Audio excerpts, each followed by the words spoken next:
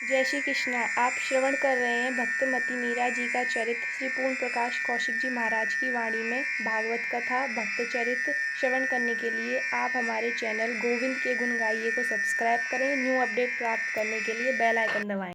बोलो गिरिराज महाराज की जय। भक्तमती मीरा बाई की जय।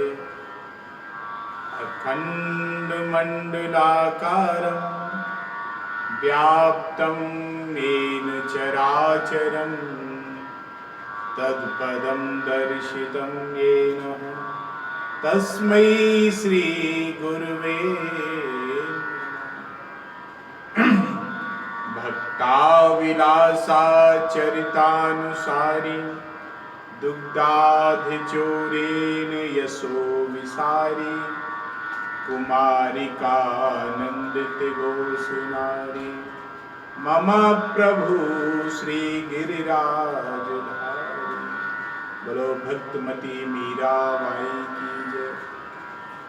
हम आप क्रम से श्रवण कर रहे हैं भक्तमती मीरा बाई जी का चरित्र। आज 16वें भाग में हम आप प्रवेश कर रहे हैं। मीरा जी अपने महल में ठाकुर जी की राग भोग की सेवा में नित्य लगी रहती हैं। उन्हें बाहरी परिवेश से बहुत ज्यादा ताल्लुक नहीं था। एक दिन मीरा जी भोजराज से बोली कि अगर आपकी आज्ञा हो तो एक निवेदन करो। भोजराज बोले क्यों नहीं, फरमाइए आप क्या कहना चाह रही हैं। तो मीरा जी ने कहा कि मेड़ता में हमारे दादू शाह के पास में संत बहुत आते थे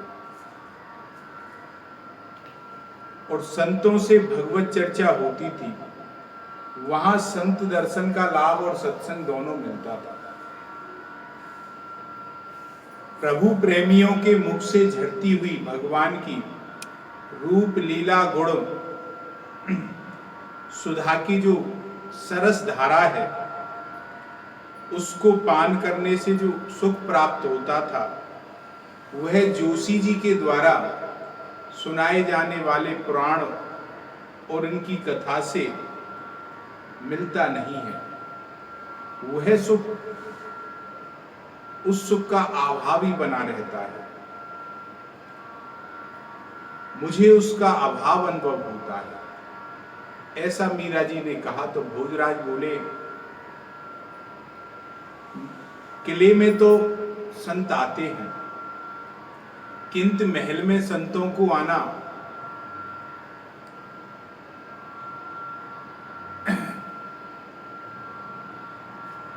संतों का आना बाधित है।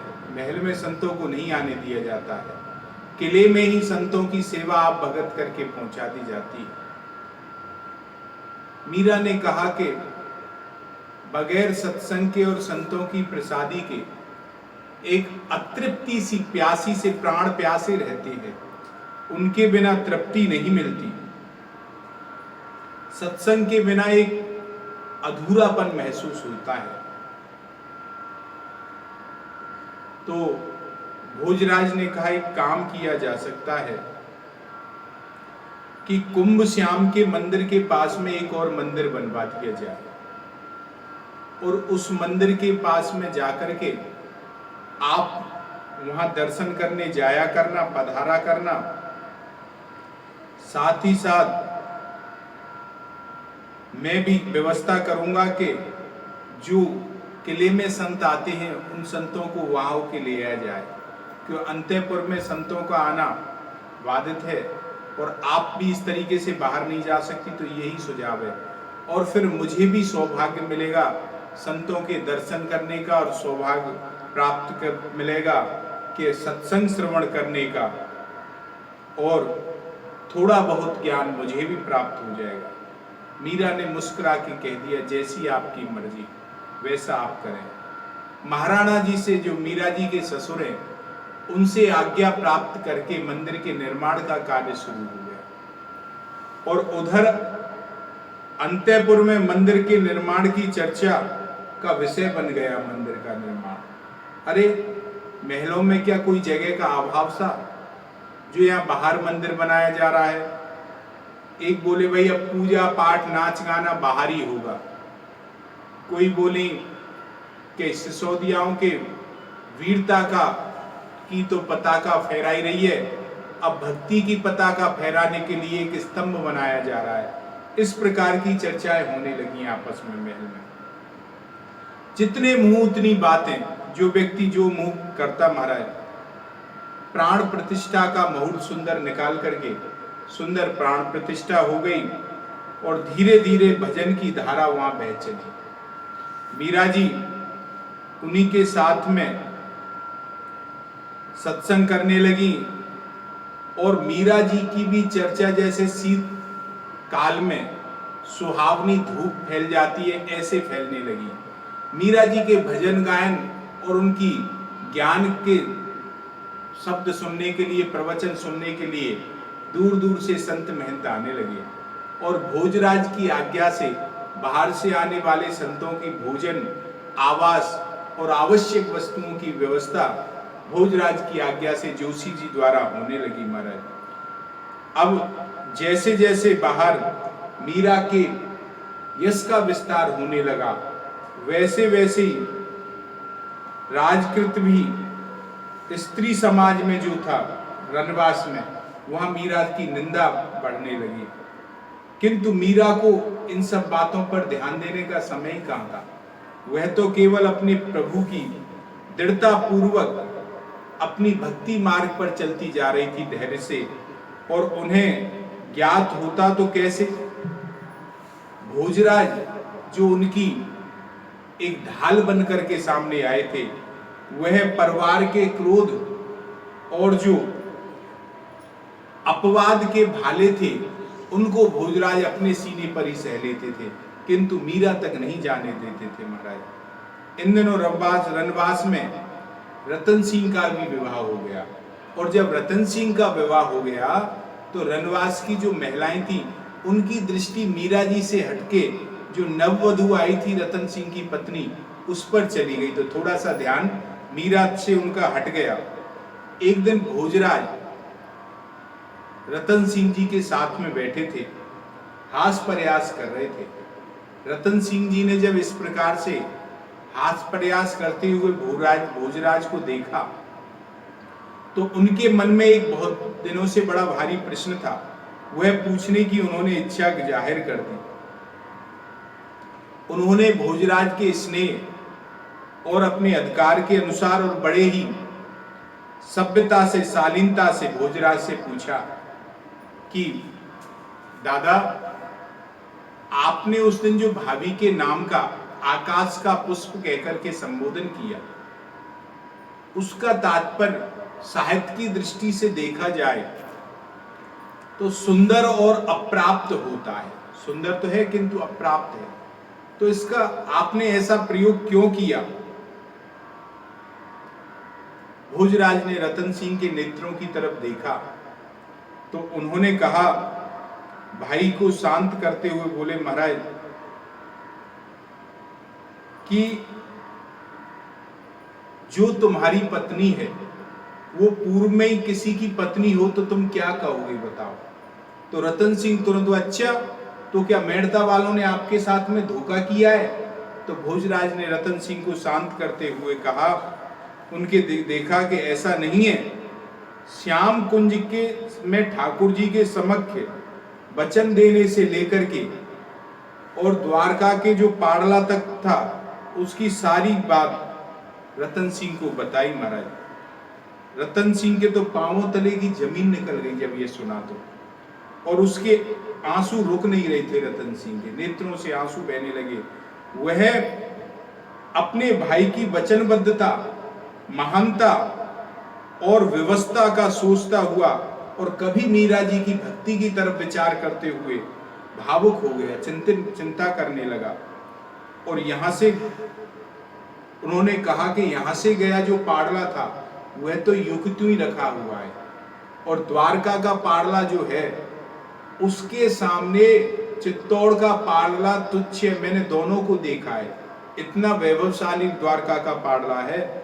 अभी तीज की रात्रि पर प्रभु आए थे। रतन सिंह बोले, क्या आपने देखा। बोले नहीं, मैंने देखा तो नहीं, किंतु स्थिति ऐसी थी कि हाँ कोई तीसरा कोई है। मीरा को मैंने उनसे बात करते हुए देखा। भोजराज का स्वर भारी हो गया महाराज। रतन सिंह ने कहा भाई अभी भी कुछ नहीं बिगड़ा है, कोई बात नहीं है। अपना भाव समेटा और कहा ठीक है, स्थिति को अभी कुछ नहीं बिगड़ा है, पर अभी कठिनाई नहीं है कि भाभी सासी अनित्य सुंदरी ना सही, पर उनसे कोई न्यून कम सुंदर तो मिली जाएगी। रतन सिंह से भोजराज ने कहा कि कितना स्नेह करता है अपने भाई से, इतना स्नेह करता है कि भाई से सभी बातों का समाधान कर रहा है। पर रतन सिंह एक बात बता, इस मन का क्या करूं? जो ये पहली बार श्याम कुंज में मीरा को देखा, उसी दिन से यह उनके चरणों में समर्पित होकर के और उनको अपनी स्वामिनी मांगने में अपना सौभाग्य मानता है। इसका मैं क्या करूं?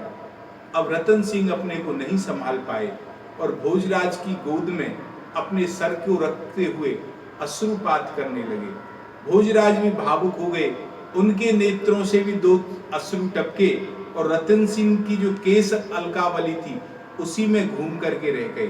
भोजराज ने अपने आप को संभाला और रतन सिंह से कहा देखो भाई, चित्तौड़ के राजकुमारों का तन मन की पीड़ा से नहीं रोते चित्तौड़ के राजकुमार। वह तो रतन सिंह की आंखों में आंखें डाल करके मुस्कुराते हुए बोले कि हम तो कर्तव्य प्रजा देश धर्म की संपत्ति है, हमारा इसे हम अपने लिए नहीं जीते जीवन अपना, इसलिए हमारा जीवन धरोहर है और मृत्यु मंगल उत्सव होता है। ऐसे दुर्बलता हमें शोभा नहीं देती। रतन सिंह उठो, चलो और ध्यान रहे कि आज की यह बात जो हमारी तुम्हारी हुई है, ये यही मिट्टी में ऐसी गाड़ देना कि दोबारा निकले नहीं मिट्टी में से। इस प्रकार की बात करके दोनों चलने लगे। उधर मीरा का अधिकांश समय भावावेश में और विरह कातर होकर के बीतता था। स्वयं का ज्ञान ही नहीं रहता मीरा को, देहगे का भान ही नहीं रहता महाराज। और वह शास्त्र पुराण के पृष्ठ पृष्ठ पर पढ़ करके केवल यही देखती कि कोई प्रभु का संदेश मिल जाए मुझे, कोई प्रभु का संकेत पाने के लिए ही पुराणों को पढ़ती महाराज। और कभी ऊंचे पर चढ़ करके आवाज लगाती और कभी पास बुलाती, कभी दौड़ने लग जाती, कभी हंसने लग जाती भावावेश में आके। और दौड़ते दौड़ते उसे ये भी ध्यान नहीं रहता कि आगे सीढ़ी है। एक दिन दौड़ती दौड़ती जा रही और सीढ़ियों से जाके टकरा गई। मिथिला आदि दासी साथ में रहती थी, किंतु जब मीरा भाव में आके दौड़ती, अति आनंद में विवल होकर दौड़ती, तो दासियां उसका बराबरी नहीं कर पाती थी। उनके लिए संभव नहीं था कि मीरा की जो तुरा है उसके समान वो दौड़ सके। तो एक दिन उसके सर में भी चोट आ गई महाराज। जो मीरा की मनोवांछित स्थिति समझते, वह लोग तो मीरा का बड़ा आदर करते और उनकी चरण धूनी अपने मस्तक पर रखने को तैयार होते। और जो ना समझ थे और व्यंग, वे लोग व्यंग करते मीरा के ऊपर में। भोजराज देखते कि भोजराज ने एक दिन देखा कि होली के उत्सव के दिन मीरा बैठी हुई है और अचानक मीरा की साड़ी पर रंग पड़ा और मीरा गीली हो गई। और मीरा तुरंत अदृश्य व्यक्ति को दिखने, अदेखा को देखते हुए दौड़ने लगी पकड़ने के लिए, अरे आओ यहाँ आओ।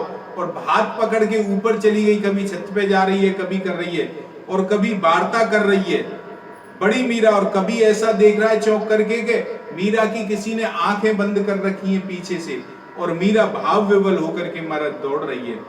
और ऐसा ही किसी का हाथ थाम करके अनसुने शब्द बोल रही है, चंपा, पाटला, विद्या, ये अनसुने नाम लेकर के कहती है। अरे किशोरी जी भी आ गई और पीछे घूमकर आनंद विवल होकर के कहती है, हा मेरे प्राणनाथ, हा मेरे श्याम सुंदर। ऐसी दिशा है।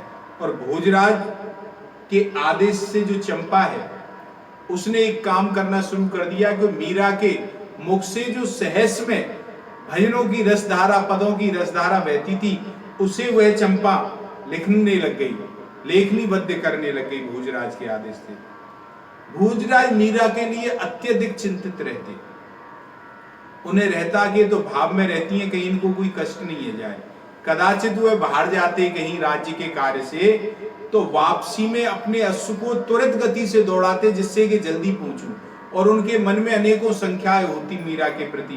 कहीं ऐसा नहीं हो झरोके से गिर गई हो, कहीं ऐसा नहीं हो कोई उन्हें कुछ खिला पिला दे, बड़ी सीधी है ना, सभी पे विश्वास कर लेती हैं। कहीं ऐसा नहीं हो कि कहीं सीढ़ियों से गिर पड़े। अभी कुछ दिन पहले दीवार से सर टकरा गया तो रक्त निकलने लगा था। तो इस प्रकार से अनेकों चिंताएं रहती और मीरा के प्रति अनेकों भाव उनके प्रति आते रहते। और दौड़ करके जब भी बाहर जाते तो तुरंत आके पहले मीरा के कक्ष में जाते और भाव ये रहता कि पता नहीं मुझे किस अवस्था में मिलेगी अब मीरा। तो ऐसे चिंता करते भोजराज। उन्हें मोह बढ़ने लगा उनका मीरा के प्रति। जिस दिन भोजराज विजय प्राप्त करके आते तो अनेकों मिठाइयों का भोग धराया जाता ठाकुर जी के सामने।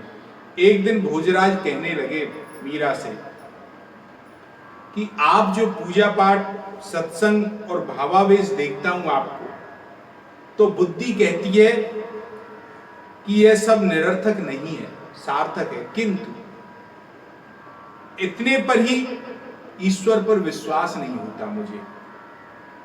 मैं विश्वास करना तो चाहता हूं, किंतु अनुभव के बिना विश्वास के पैर नहीं जमते, मुझे अनुभव नहीं होता है। मीरा जी ने कहा अगर कोई विशेष प्रश्न हो तो बताइए, शायद मैं आपकी कुछ मदद कर सकूं। मीरा जी ने कहा भोजराज से। भोजराज बोले नहीं, बस यही है कि कहां है, किसने देखा है उसे, और है तो क्या प्रमाण है। मैं कोशिश करता हूं अपने चित्त को समझाने की, पर बिना विश्वास के की गई साधना अपने और अन्य लोगों को धोखा देने के समान है। पहले आप मुझे बतलाइए कि आपको कठिनाई होती है। मीरा ने पूछा कठिनाई कहां होती है आपको, आप ये बताइए। तो भोजराज बोले आपको बुरा लगेगा। भोजराज ने संकोच से कहा कि बहुत प्रयत्न करने पर भी मैं ध्यान लगाता हूं तो मुझे सिंहासन पर बैठी हुई ये मूर्ति ही दिखती है, किंतु बस केवल बार बार एक बार दर्शन की लालसा है, यही मेरी आशा है।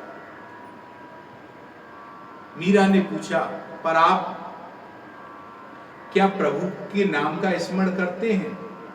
मीरा ने पूछा भोजराज से। सुना है भगवान भक्तों की बात नहीं टालते, भोजराज बोले। तब तो आपकी कृपा ही कुछ करके दिखाइए।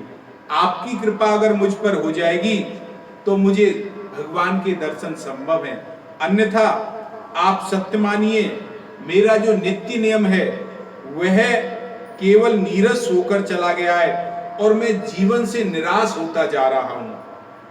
कहते कहते भोजराज की आंखों में आंसू आ गए, आंखें भरे आई और दूसरी ओर देख करके अपने नेत्रों के आंसू को छुपाना चाहते थे मीरा से।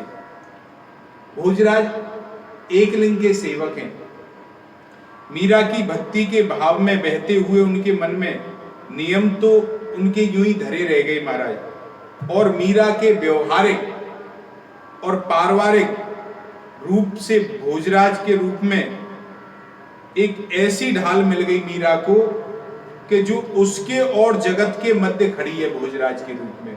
और उस ढाल की वजह से मीरा की भक्ति का भाव निरंतर बढ़ता जा रहा था और मीरा अपनी भक्ति के मार्ग पर निरंतर आगे पग बढ़ाती हुई जा रही थी और गिरदत्त की पीठ में निरंतर बढ़ती चली जा रही है मीरा।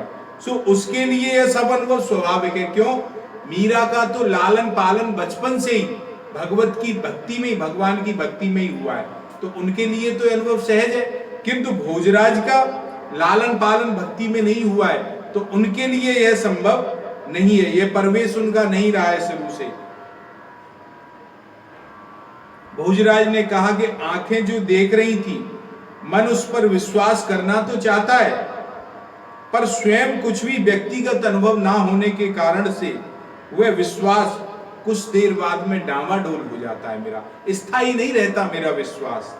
सो भोजराज की भक्ति की स्थिति परिपक्व न होने के कारण उसे सही दिशा नहीं मिल पा रही थी, अभी भटक रहे थे भोजराज, और इसीलिए वह मीरा से कृपा की याचना कर रहे थे।